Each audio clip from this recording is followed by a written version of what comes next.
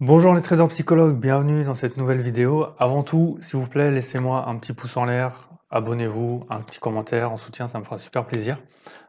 Et posez-moi vos questions auxquelles je répondrai en vidéo avec grand plaisir. Dans cette vidéo, je vais vous expliquer mes petits rituels psychologiques pendant la session de trading. On a d'abord vu dans une vidéo précédente mon rituel de préparation à la session de trading.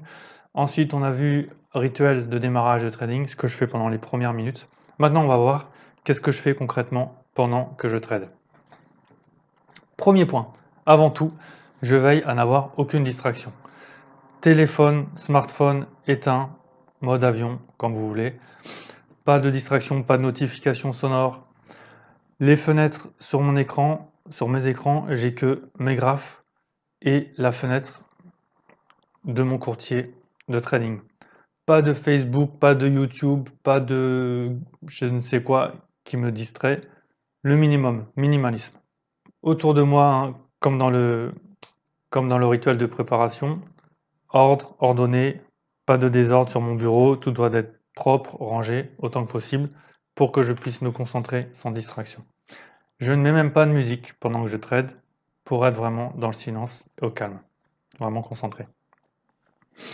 Deuxième point, pendant toute ma session de trading, j'essaye de toujours m'observer et de me cadrer psychologiquement tout au long de la séance.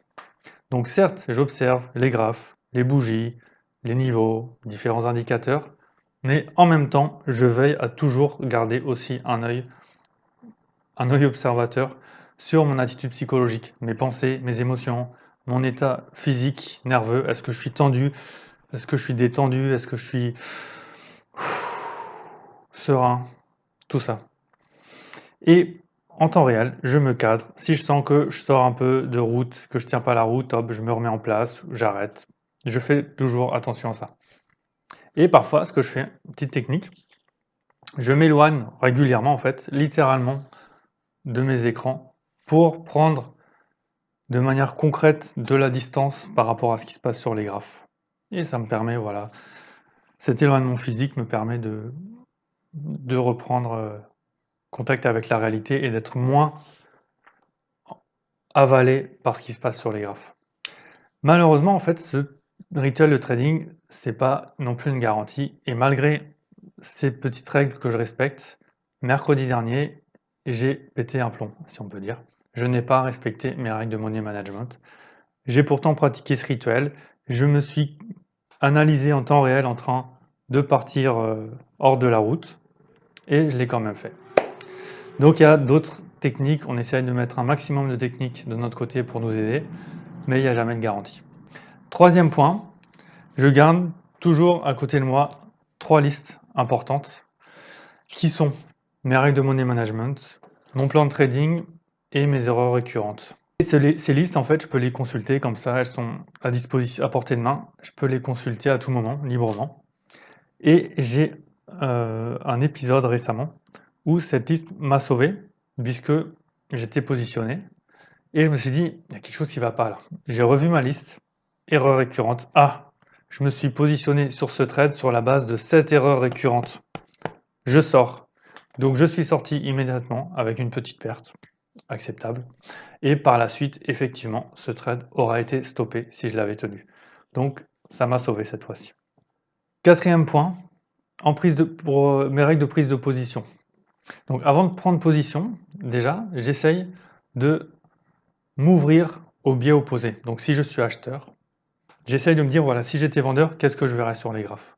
Et de cette manière, j'ouvre un peu mon cerveau et j'ai parfois des signaux, des situations qui me sont plus claires et plus évidentes que lorsque j'étais entièrement, dans mon point de vue, uniquement acheteur. Aussi, je fais en sorte d'avoir toujours un temps d'avance par rapport à ma prise de position, à ne jamais rentrer en catastrophe, à me dire: «Ah, une bougie verte qui explose, ah, il y a des acheteurs, j'y vais, je me lance». Non, tant pis si ça part sans moi, c'est dur parfois, mais on essaye de tenir et j'essaye toujours, voilà, plusieurs secondes, dizaines de secondes, voire minutes ou même encore plus, si j'attends un niveau, je dis: «Voilà, je veux qu'on arrive à tel niveau, je vais avoir tel signal, telle chose qui se passe et à ce moment-là, je rentrerai». Et je dois toujours être prêt à voir le prochain trade préparé d'avance dans ma tête. 5e point, une fois que je suis positionné, j'essaye de faire quelque chose qui me tient à cœur, c'est d'oublier, vous savez, ce niveau du point d'entrée, cette terrible frontière entre le gain latent et la perte latente quand on est à l'achat. Et donc j'essaye d'oublier ce niveau, de moins en tenir compte et de me concentrer vraiment sur les signaux graphiques, sur ce qui se passe, sur les bougies japonaises, les niveaux horizontaux, et à baser mes décisions sur ces éléments et le moins possible sur le gain ou la perte latente de mon trade. 6e et dernier point, ma sortie de trade. Une chose importante, c'est que si je sens que je ne tiens plus psychologiquement, que c'est trop pénible, que je n'accepte plus le risque, que c'est pas OK pour moi de perdre le trade, eh bien, soit je sors tout de suite, même si c'est en perte latente, soit je mets mon stop à 0 pour ne rien perdre. Et voilà, on oublie ce trade.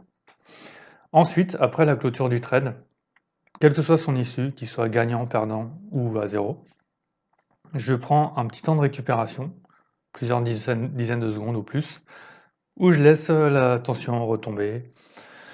J'essaie de m'ancrer à nouveau dans la réalité, de me reconnecter à ce qui se passe dans ma tête, mon état psychologique, savoir comment je me sens, et revenir, reprendre de la distance et me recentrer psychologiquement comme il faut. Voilà, donc c'était mes petits rituels en cours de séance de trading. Dans la prochaine vidéo, je vais vous expliquer comment je clôture ma session de trading. Là, encore une fois, des petits rituels psychologiques pour une conclusion optimale et pour me rajouter encore des petites techniques, des supports comme ça psychologiques qui m'aident à avoir au total un système global qui me permet d'avoir une psychologie optimale en trading. En attendant, je vous rappelle, vous pouvez me poser votre question, me laisser un petit pouce en l'air pour me soutenir, des commentaires, vous abonner. Merci à vous, à la prochaine vidéo.